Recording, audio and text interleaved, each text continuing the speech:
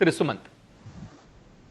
என்ன விமர்சிச்சாரு அமுதரசன். எனக்கு ஒரே ஒரு கேள்விதான், இது வரைக்கும் அந்த கேள்வியை அவர் பதில் சொல்லல.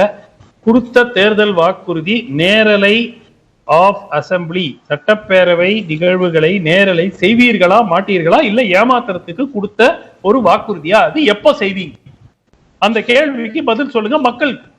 சரி, அமுதர், அதுல என்ன இடையூறுன்னு சொல்லலாம், என்ன இடையூறுன்னு சொல்லலாம், அதுக்கு மக்கள் ஏதாவது வழி பண்ணி ஏதாவது நிவர்த்தி செய்ய முடியுமான்னு மக்கள் சொல்லலாம். அமுதர் இந்த குற்றச்சாட்டுங்கிறது அப்பட்டமான ஒரு திசை திருப்பல் நாடகம். இத முதலமைச்சர் சொல்லியிருக்கிறாரு. தன்னுடைய விளக்கமாக இன்றைக்கு சபாநாயகர் அவர்களும் அவருடைய உரையில பேசியிருக்கிறாரு. அது பத்தி தெரியும். திமுக கொடுத்த தேர்தல் வாக்குறுதிகளை கண்டிப்பாக நிறைவேற்றிக்கிட்டு இருக்குது. அதுல மாற்று கருத்துக்கு இடமே இல்லை. கடந்த காலங்களில் நடைபெற்ற அளவிற்கான ஜனநாயக படுகொலைகள் இன்றைக்கு சட்டமன்றத்தில் நடைபெறல. அதனால இந்த எந்தவித தேவைகளும் இன்றைக்கு அப்படி எழவே இல்லை. பதில் சொல்லலங்கிறத நம்ம நோட் பண்ணிக்கணும். மக்கள் பாக்குற மக்கள் தெரிஞ்சுக்கிட்டோம். அதுல பதில் சொல்லலங்கிறதுக்குலாம் ஒண்ணும் கிடையாது. கண்டிப்பாக திமுக கொடுத்த வாக்குறுதிகளை நிறைவேற்றும், அவ்வளவுதான். இதுல வந்து சொல்லாம இருக்கிறதுல ஒளிச்சு வைக்கிறதுக்குலாம் ஒண்ணும் கிடையாது. நான் ஒண்ணும் மைக்க ஆஃப் பண்ணி வைக்கல, அதே போல சிடி போட்டு கொடுக்கல, 2 நிமிஷம் தான் கொடுக்குறாங்க.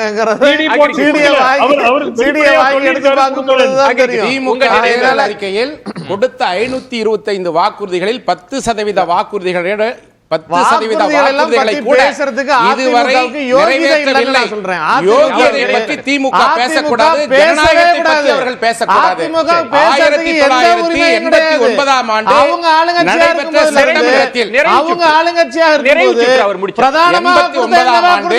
89ஆம் ஆண்டு சட்டமன்றத்திலே எதிர்க்கட்சி தலைவர் சட்டமன்றத்திலே பேசத்தை உள்வாங்கிட்டு ஜனநாயகத்தை பற்றி பேசக்கூடாது. அவர்கள் திமுக பேசக்கூடாது. 1989ஆம் ஆண்டு அன்றைய தமிழகத்துடைய எதிர்க்கட்சி தலைவர் புரட்சித் தலைவி அம்மா அவர்களை சேலையை பிடித்து இழுத்தவர்கள் மானபங்கப்படுத்தியது திமுக. நாடாளுமன்றத்திலே ஜனநாயகம் என்பதை சுட்டிக்காட்டுகிறேன். இன்னைக்கு எப்படி எடப்பாடி பழனிசாமி தன்னை ஒரு தலைவரா நிறுத்திக்கிறதுக்காக எடப்பாடி பழனிசாமி நாடகம் போடுறாரோ, அன்னைக்கு ஜெயலலிதா போட்ட நாடகம் இன்னைக்கு தீர்மானத்தை கொண்டு வந்தாங்க. ஒரு பாயிண்ட் அதிமுக சொன்ன தீர்மானத்தை அனைத்து இந்திய அண்ணா திராவிட முன்னேற்ற கழகம் கொண்டு வந்ததற்கு காரணம் அதிமுகவின் சார்பில் வைக்கப்பட்ட எந்த கோரிக்கையும் நிறைவேற்றவில்லை. சட்டமன்றத்துடைய எதிர்க்கட்சி துணைத் தலைவராக ஆர்பி உதயகுமார் அவர்களை நியமனம் செய்ய வேண்டும் என்று ஏறக்குறைய 2 ஆண்டுகளுக்கு முன்பாக கொடுக்கப்பட்ட கடிதத்தை கூட இந்த பேரவைத் தலைவர் பரிசீலனை செய்யவில்லை என்பதை இந்த நேரத்தில் சுட்டிக்காட்ட கடமைப்பட்டிருக்கிறேன். சபாநாயகராக இருப்பதற்கு அருகதையற்றவர்தான் இந்த சட்டப்பேரவைத் தலைவர். எடப்பாடி பழனிசாமி எப்படி தலைவராக தகுதி இல்லாம இருக்கிறாரோ அதே மாதிரி எல்லாரையும் பாக்குறாங்க.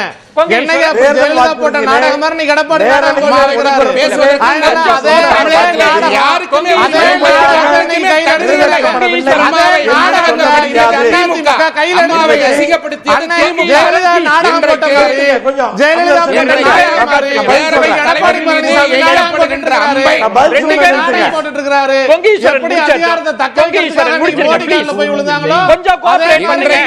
நாடகமாடிக்கொண்டு